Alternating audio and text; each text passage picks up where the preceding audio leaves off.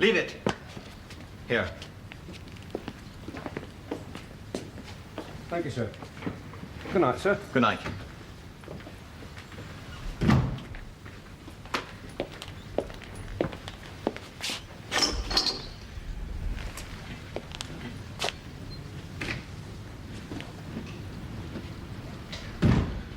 Where's your room? Down the hall.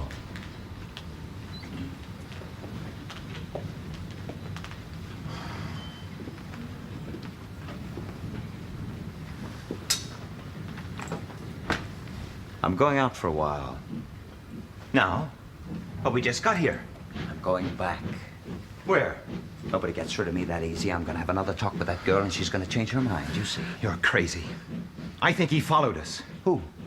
Did you see anyone? No. No. He's dead long ago. Is he? Yes, but that girl, now she's alive, and you know me, I'm gonna get her. The trouble we're in now is because of you and the girl. Look, stay here. Forget about her. Not a chance. I'm not asking you, I'm telling you. Now you stay away from her or you'll be sorry. Stangerson, are you threatening me? Maybe. That's a laugh. Look, you can risk your own neck if you want to, but not mine. I've got a right to protect myself, and I'm going to. I mean it. You go back to that boarding house and I'll... And you'll do what? You haven't got the guts. I'll be back soon. With the girl.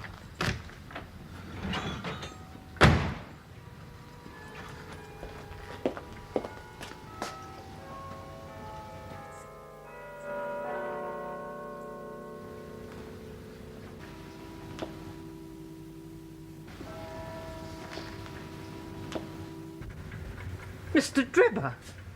Good evening, ladies. Well, why have you come back? Is there something you left here? Yes, you could say that. My cigar case. I believe I left it on the dressing table. Will you please wait?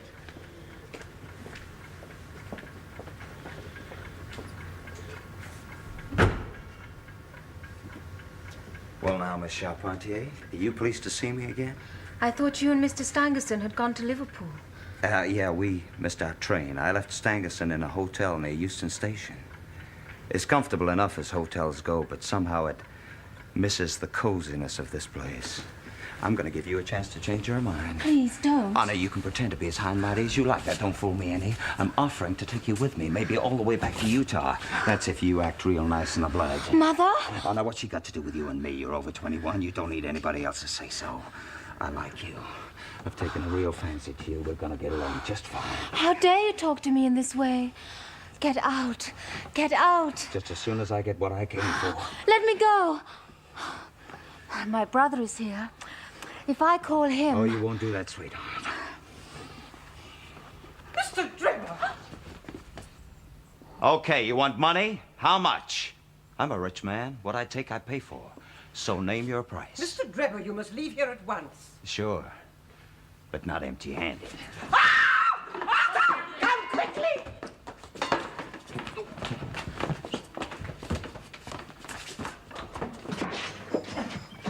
kill you for what you've done. I'll kill you if you're here. No, Arthur! Oh! No, Arthur, come back. Let him go. Cab, sir.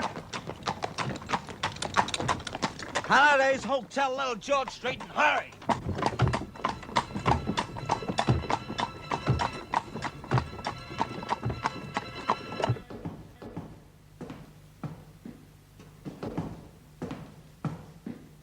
Stangerson!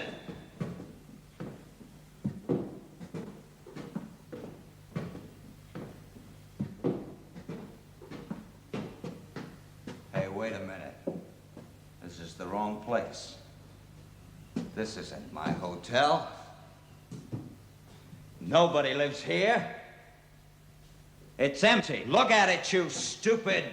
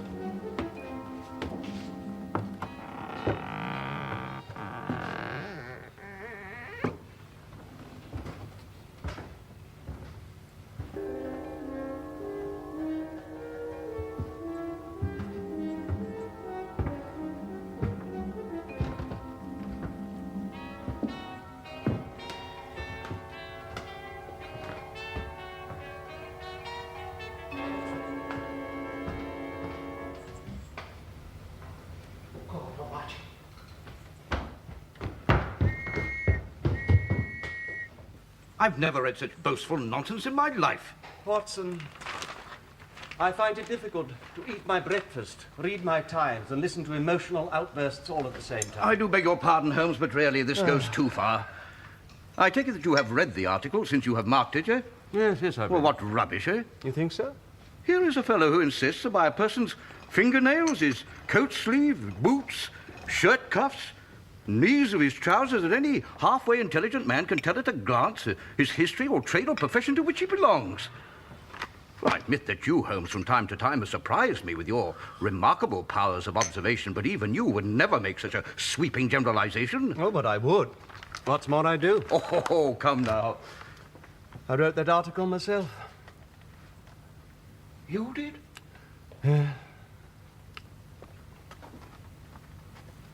I think you might have said so. There seem to be no crimes and no criminals these days. What is the use of having brains in my profession? From the point of view of the criminal expert, London has become a singularly uninteresting city. Cha! No crimes to detect, or at most some bungling villainy that even a Scotland Yard official can see through. Oh, dear. I wonder what that fellow's looking for. What fellow? Here.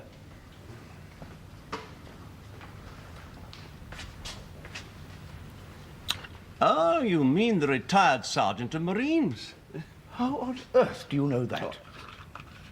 Oh, retired sergeant of Marines. Does something amuse you, Watson? Well, I was thinking that obviously you must know that neither of us is in a position to verify your guess. No. It seems that we have a visitor. Perhaps you'll be a good fellow and show him in. Husband, would you be kind enough to show the gentleman up, please? Certainly, Doctor. Come this way, will you? Mr. Holmes, sir? From Inspector Gregson, sir. Ah, thank you. There's no answer. Thank you, sir. Just one moment, my man. May I ask what your trade may be? Commissioner, sir. Uniform sent away for repairs. Thank you. Previous there, sir, a sergeant in Her Majesty's Royal Marine Light Infantry. Thank you, sir. How on earth did you deduce that? What? Deduce what? That he was a retired sergeant of Marines, confound it. Oh, not now, Watson. We are expected at number 3, Lauriston Gardens. Our old friends Inspectors Gregson and Lestrade have need of us. This letter mentions a crime. An unusual crime if both officers have been called in. Get your hat, Watson. Oh, it seems that my complaints of a few moments ago were premature. Lestrade and Gregson have their knives into each other. They're as jealous as a pair of professional beauties. So who knows? There may be some fun. Oh, thank you. Oh, by the way, Watson, about that sergeant of Marines. Yes. From the window, I saw an anchor tattooed on the back of his hand. Now, that's smack to the sea. He had a military carriage and regulation side whiskers. There you have a Marine. Add to that an air of importance and a certain amount of command, and you have...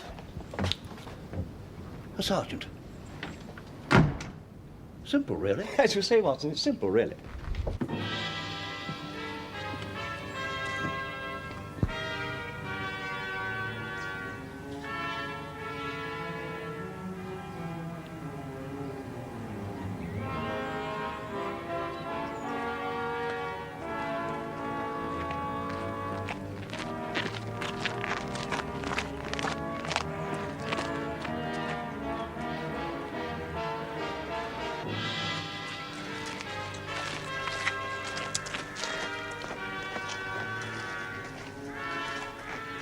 Good day, gentlemen. Good of you to come, Mr. Holmes. I've left everything untouched. Except that garden. A herd of buffalo passed along. There couldn't be a greater mess. No doubt, Gregson, you'd drawn your own conclusions before you permitted this. I've had so much to do inside the house. I relied on my colleague, Mr. Lestrade, to look after this. You didn't come here in a cab? No, sir. Nor Lestrade? No, sir.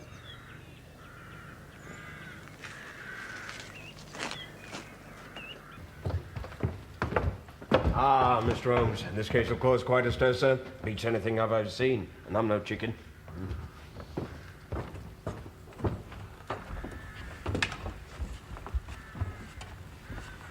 All that we know so far is that whoever did it is wounded.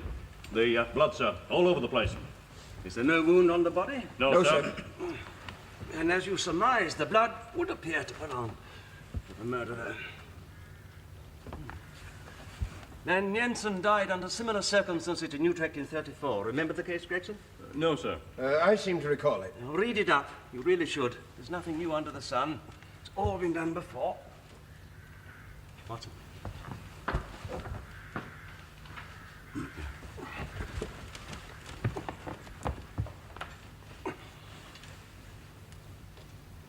Yes, you can take the body to the mortuary now.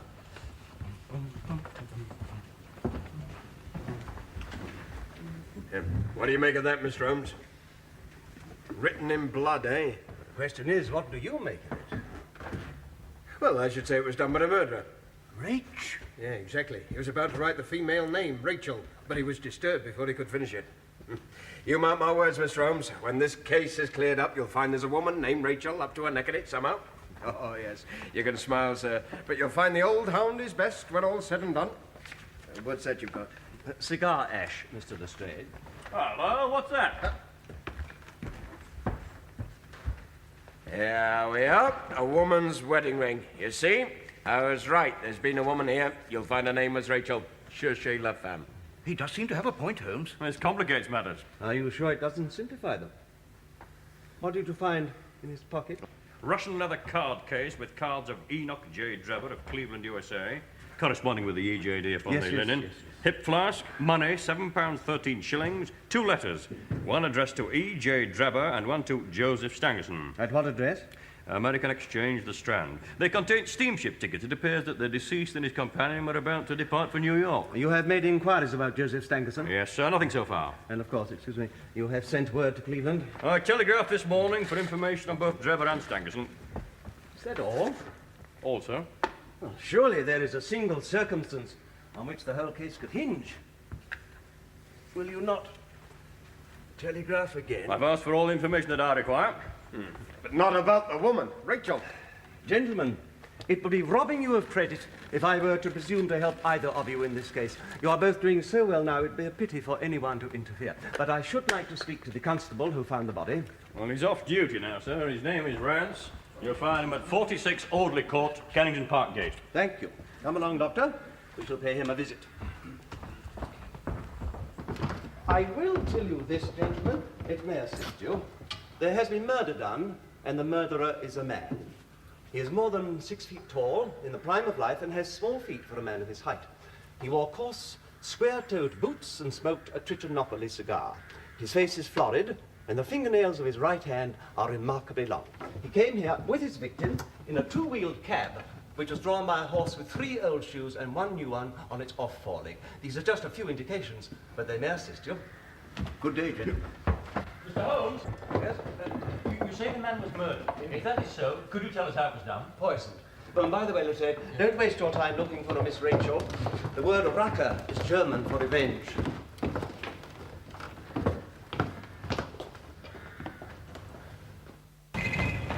There's nothing like first-hand evidence, Watson. I know a good deal about this case already, but we may as well learn all there is to be learned. You amaze me. No doubt. Well, those particulars that you gave to Mr. Lestrade and to Mr. Gregson, you can't really be so sure. Why not? Well, how do you know about the carriage in which the murderer and his victim arrived, for example? Child's play. The marks made by the carriage wheels and by the horse's hooves in the driveway told me all I needed to know. And the murderer's height? Well, You said over 6 feet. Yes, I did. Well, when a man writes on the wall, his instinct leads him to do so at the height of his eyes. Now, that writing was just over 6 feet from the ground. And his age? Well, I deduced that from his footprints. Any man who can take strides of 4.5 feet could hardly be in the sear and yellow. Wonderful. Oh, it's commonplace. Well, is there anything else that puzzles you? Yes, fingernails. Well, now... No, wait, just one moment, please. Trichinopoly cigar. Well, now, the writing on the wall was done with a man's forefinger dipped in blood. The plaster was slightly scratched in doing so, which would not have happened if the man's nails had been trimmed. Now, as for the cigar, I can distinguish at a glance the ash of any known tobacco because I've made a special study of it. In fact, I've written a monograph on the subject. Yes.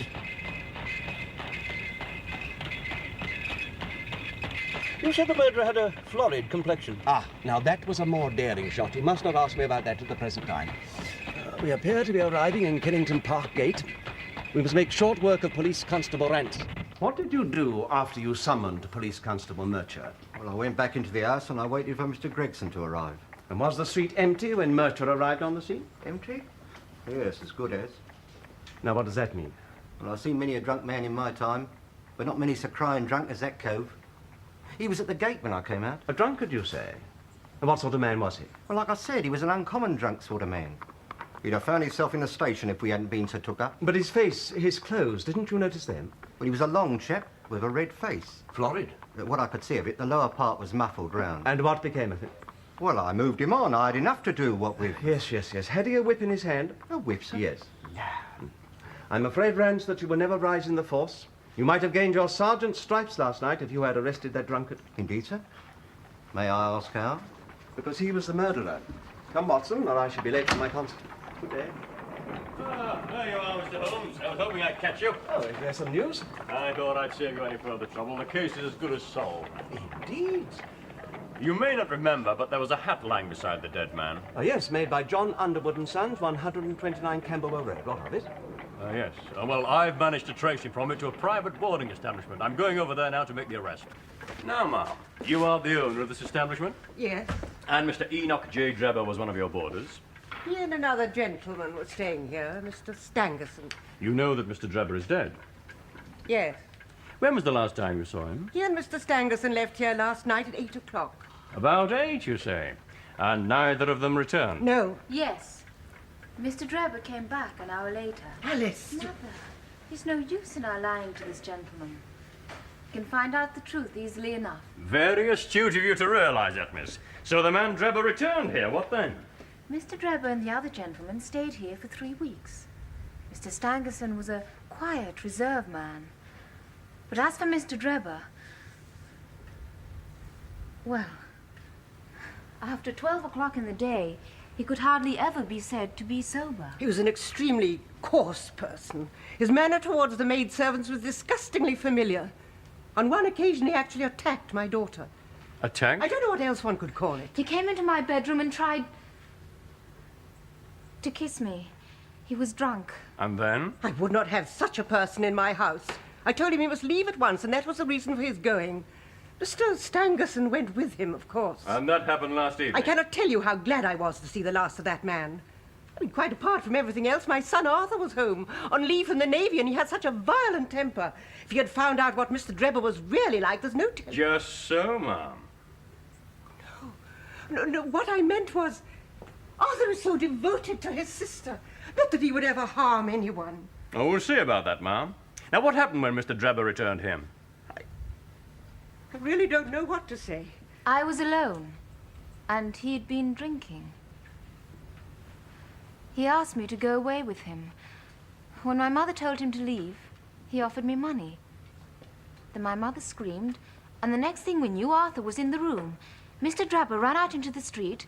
Arthur followed him. They struggled, and then Mr. Drebber jumped into a cab. Arthur ran after it, and... well, I don't know anymore. At what hour did your brother return? I don't know. I see. He had his own latchkey. So he must have returned after you and your mother went to bed last night. I suppose For so. all that you know, he could have stayed out until 2 or 3 this morning.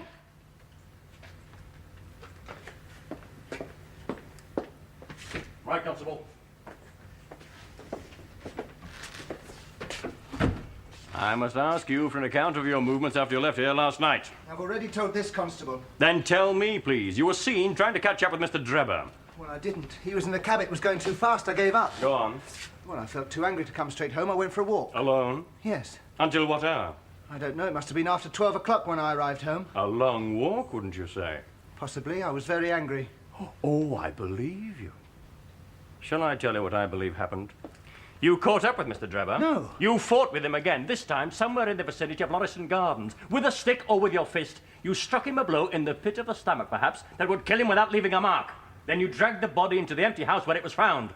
The blood, the wedding ring, the writing on the wall, all these were intended to throw the police off the scent. Oh, Arthur, tell him the truth. You didn't kill that man. Say you didn't. Oh, Mother, of course he didn't. How can you think such a thing? I don't know what this is all about. I swear I never saw Drebber again. You must come along with me. Take him in charge, Constable. But he's innocent. All in good time, miss.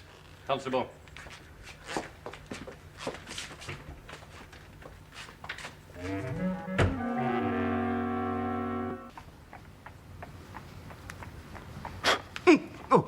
Oh, it's you, Holmes. Oh, you quite startled me. This Lauriston Gardens business seems to be preying on your nerves. To tell you the truth, it is rather. I don't know why I should be more case-hardened after my Afghan experiences. Oh, it's understandable. Mystery stimulates the imagination. Where there is no imagination, there is no horror. I dare say. Oh. How was the concert? Oh, magnificent. You had no visitors? No. Are you expecting some? Yes. Look in the Lost and Found column. First announcement. I had that advertisement placed in all the evening papers on my way to the concert. Found in the Brixton Road this morning, a plain gold wedding ring. Apply Dr. Watson, 221B Baker Street, after 6 this evening. Forgive me for using your name, Watson. My own might arouse some suspicion.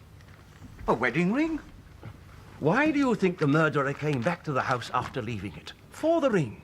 Of course. He dropped it while stooping over Drebber's body. After he left the house, he missed it and hurried back, only to find the police in possession thanks to his own folly in not putting out that candle. Why, of course, the ring. Why else would he return and risk capture? Well, you think he will read that? Watson, put yourself in his position. It must have occurred to him that he could have dropped the ring in the street after leaving the house. Well, naturally, he will look in the Lost and Found columns. He will come. We shall see him within the hour. You had better load your service revolver, Watson. I hope to take him unawares, but it's as well to be ready for anything. Yes, of course. One can't be too careful. No.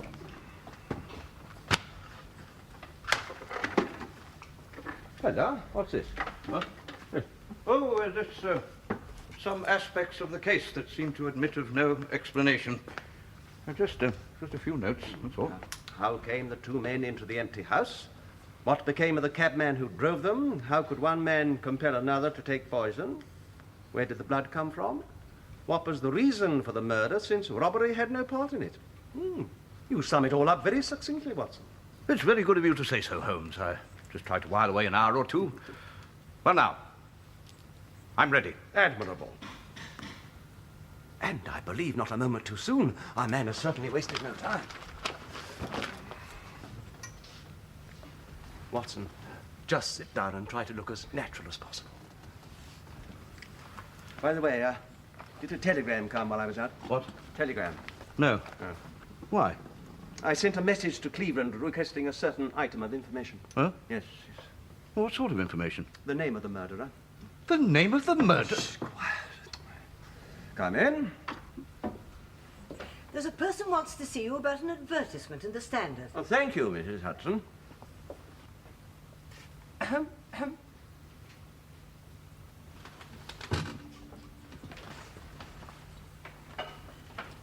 Yes, madam, and what can we do for you? Begging your pardon, good gentlemen, it's this as I've come about. It's a gold wedding ring in the Brixton Road. The ring is yours? Oh, no, sir. It belongs to my girl, Sally. Is it? Ah, the Lord be thanked. Our Sally will be a glad woman this night. This is it. This is the ring. Take it then, and I suggest you tell your daughter to be more careful in future. I'll tell her, sir, and thank you. Thank you both 100 times. Not at all. Entirely my pleasure. Good night. Good night. Oh, our Sally will be a happy girl this night. Oh, Holmes, really, what a splendid murderer. And the ring you gave her. I bought it this afternoon. Quiet! Give her time to get downstairs. Let me have your revolver. If I'm not mistaken, she'll lead me straight to our man. No, Watson, wait here.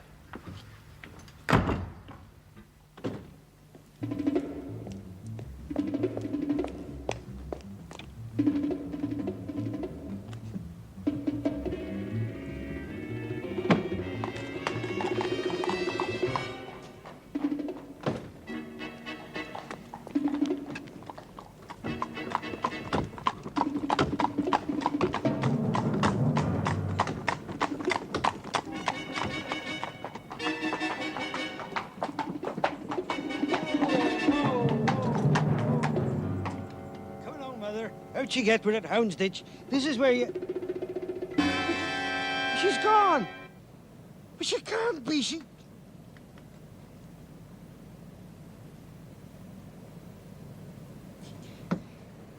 Hey! What about me fare? Thank you, sir. You're a toff.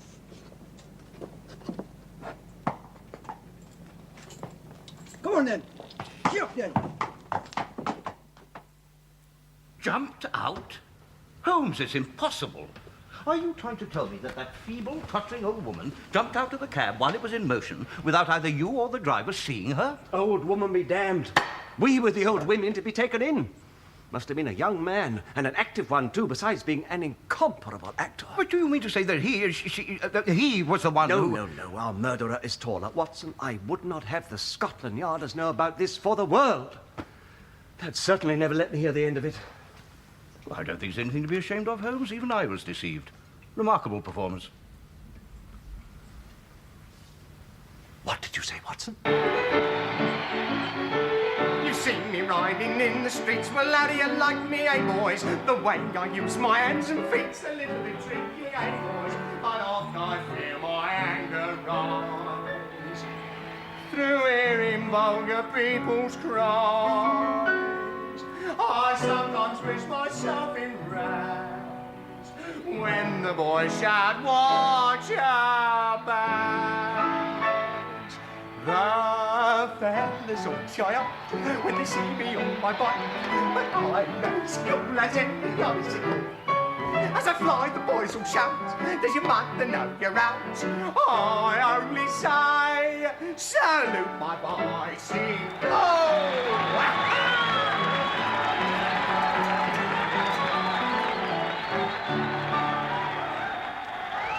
I have a word with you, Mr.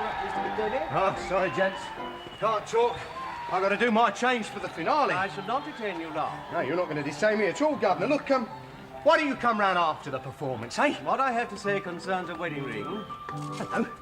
You two still here? The ring you gave me earlier this evening. Well, I don't know anything about a ring. Here, who let you back here anyway? You came to number 221B Baker Street. What are you talking about? I've never seen you before in my life. You disappoint me, sir. I should have thought an artist of such superb accomplishments would risk anything, even the gallows, rather than deny his own talents. It appears I was wrong. Come, Watson. Gallows? This is a matter of murder, Mr. Daly, and I fear you are implicated. Murder? My colleague and I thought you might prefer to talk to us rather than to the police. However... Oh, wait, don't go. Look, I don't know anything about a murder. It was a wager, see? He bet me £5. Who did? Him, the big bloke. Look, it's like this. I was in the alehouse next door. We see, when he comes in and he buys me a drink. Started to tell me what a great performer I am. So we gets to chatting. He says, dressing up on the stage as a woman is one thing, but I wouldn't be able to take anybody in face to face away from the theatre. So it's a wager, right? £5. He sees this advertisement, you see, in the newspaper. And he says I'm to dress up as this old girl from Houndsditch, and if I get the ring, he'll pay me. And you succeeded brilliantly. I compliment you. And no doubt you gave him the ring. Oh, yeah, he was waiting for me in the alehouse. Hey, I don't think he's there now. No, I'm sure he isn't. Thank you, Mr. Daly. Yeah, look, wait a minute, gents, before you go. As I say, I don't know nothing about a murder, you see. It was a wager, like I say. Look, I've got to go on now. Won't be any trouble, will there? No trouble, Mr. Daly. Oh, well, that's all right then. Nice of you to treat it like a sport. Come in and see the entertainment sometime. My treat, eh?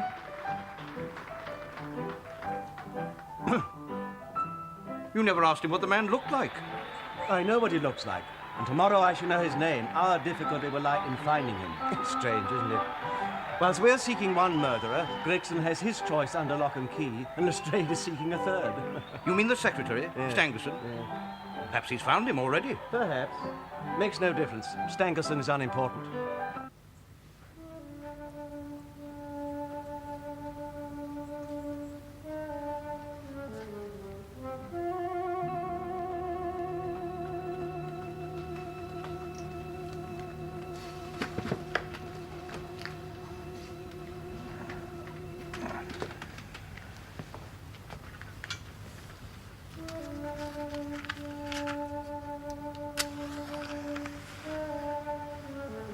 Trevor, where you been?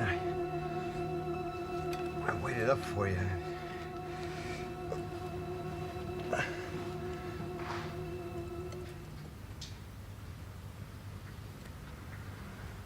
No. He must be the gentleman he said he was expecting. Been waiting for you since yesterday. Huh? Is this a room? Yes, sir. Mr. Stangerson, I'm a police officer. Open the door, if you please. Open it up.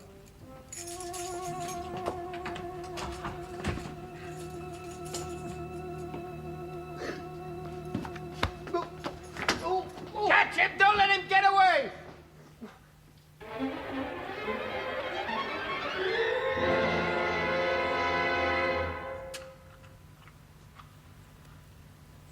Stangerson dead. But he doesn't give the details of how. All it says here is that a body was discovered in a hotel near Euston, and the police have declined to make a statement.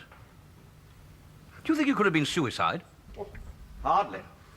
Otherwise, Lestrade would have been here at cockcrow, boasting that the murderer is dead and the case closed. No, you may be sure that this is another murder. Why have you not been sent for? Oh, patience, Watson.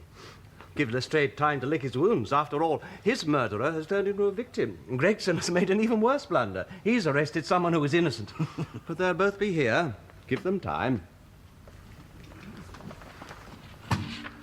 Is that the message you expected? Yes. It arrived late last night. The plot thickens. The man we are after appears to be a Mr. Jefferson Hope, an American, of course, like his victims. What on earth? I should say it's the Baker Street division of the Detective Police Force. Yes, sir, it is. Heavens alive, you place. I do not please. 10. Keep sick off my candlelight. Wiggins, in future, unless I tell you otherwise, you will come up here alone to report. The rest of you must wait in the street. Now, Wiggins, have you found it? No, sir, we ain't. I hardly expected you would, not so easily, but you must keep on until you do. Now, here are your wages. Oh, thanks, Gav. Thanks. No. So, Gav. Now, be off. And come back with a better report next time. Right, Gov, let's go. Come on.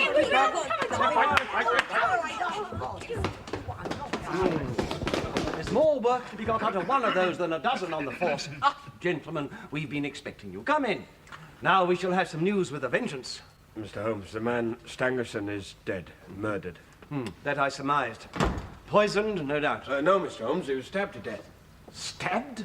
And written on the wall of the hotel room was that word. Yes, it was the word Racker in letters of blood, I know. You know, Lestrade, I'd have given a month's money to have seen your face when you walked into that room and saw the body. You were that sure that it was he that had killed Drebber. Yeah, well, at least I didn't put the wrong man under arrest, Gregson. Now, look, Lestrade, I'm warning you. Mr. Holmes, you're a witness. I am witness to the most infernal squabbling. Gentlemen, stop this childishness at once.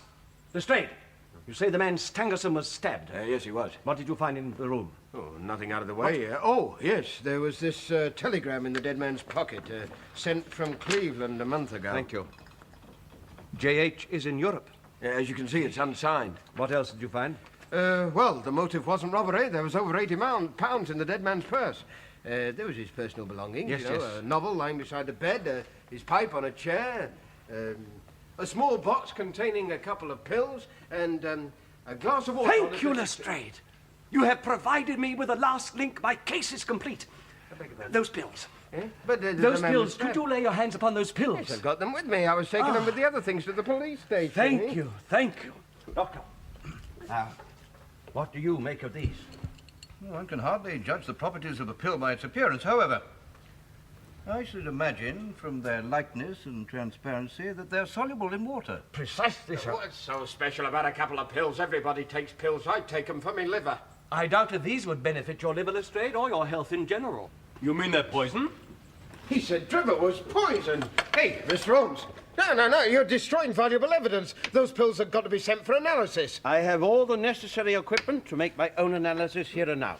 You are at liberty to take half of each of these pills and give them to your chemists or whoever you please.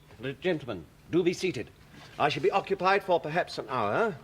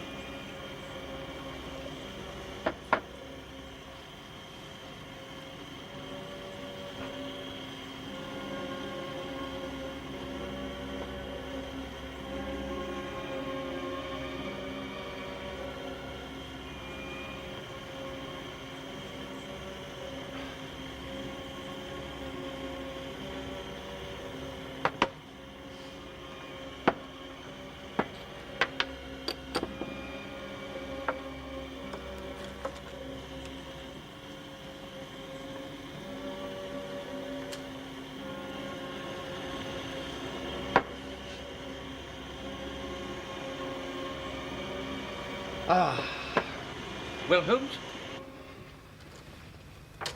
I confess that for a moment I thought I had blundered. One of those pills is perfectly harmless. The other, however, contains a most deadly poison. But why should one be harmless and the other one not? What the devil does it matter? Look, Mr. Holmes, I'm sure we're all very impressed with your cleverness, but you said your case was complete.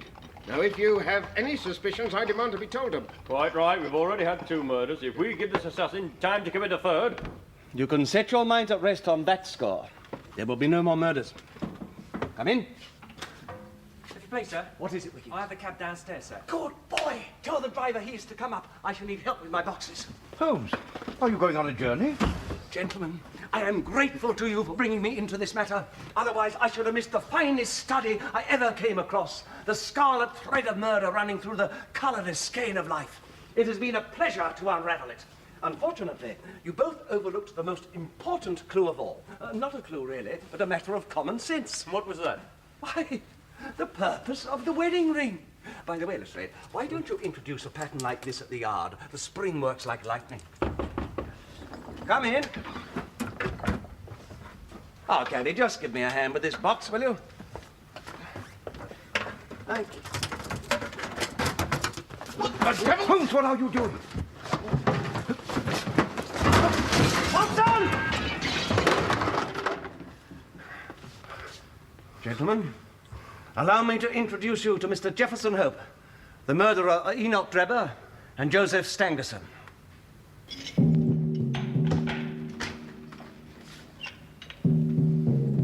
Mr. Holmes, I am glad to see you. I trust you will pardon my lack of self-control a few hours ago. A perfectly natural reaction, Mr. Hope. You know, if there was a vacancy for chief of police, I think you'd be just the man for the job. The way you kept on my trail was really something. It wasn't very difficult. All the circumstances pointed to the culprit being a cab driver or someone disguised as one. I simply told some street Arabs to go around the cab stands asking for a driver named Jefferson Hope, saying there was a fare waiting for him. They were not to give my address, of course, merely to lead him there. I wasn't pretending to be a cabbie, Mr. Holmes. I took the job because I needed the work. And who better than a cab driver for dogging a man's footsteps wherever he went in London? London? I followed Drebber and Stangerson for more than a year. And over 2 continents. But why? No, Watson. We mustn't lead Mr. Hope into making admissions that could prejudice his trial. I'm not going to stand trial. But you surely don't mean... No. I'm not thinking of suicide. I have a heart condition. They call it an aortic aneurysm. I saw a doctor last week. He told me I've been living on borrowed time for months. I think it was only the hope of catching up with Drebber and Stangerson that kept me going. Well, now it's finished. Even so, you'd better not say anything more. No, I want to. I wouldn't like to be remembered as a common cutthroat. I was in love with a girl back in Utah. Drebber wanted her. He offered her money. Then he threatened her. When that failed, he waited till I was away prospecting, and he and Stangerson abducted her. By the time I returned a month later, she and Drebber were married. She broke her heart over it. The ring. I took the ring from her finger when she was dead. I swore that Drebber's dying eyes would rest on that ring, that he would know why he was being killed. I followed them everywhere. When they needed a cab, it was mine they found waiting. I was the one who picked up Drebber when he came out of that boarding house. Gave me the address of a hotel near Euston. That's how I knew where to find Stangerson. He was so drunk, all I had to do was drive him straight to that empty house in Lauriston Gardens.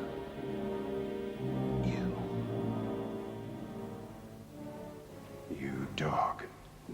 I followed you from Salt Lake City to Petersburg.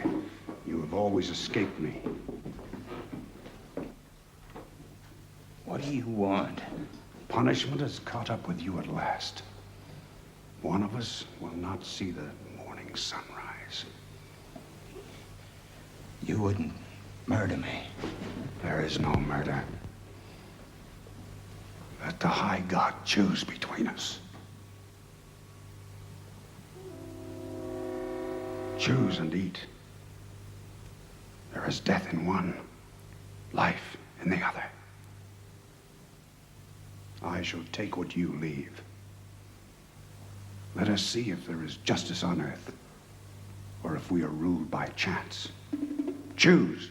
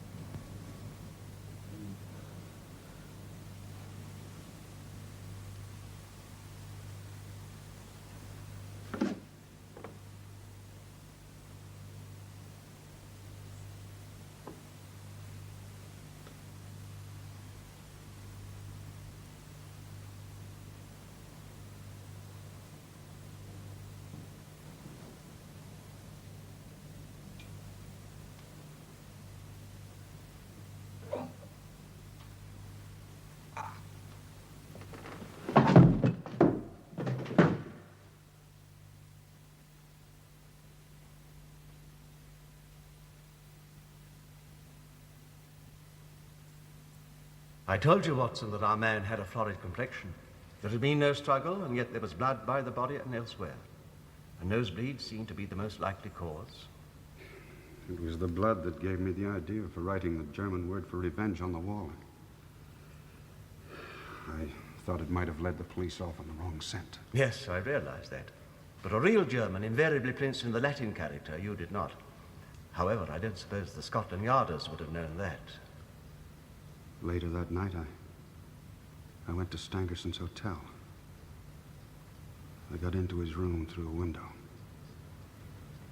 I offered him the same choices I had offered Drebber. But instead of jumping at the chance of safety, he went for my throat. We struggled. I drove my knife through his heart.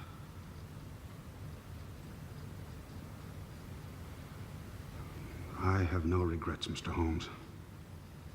They both deserve to die.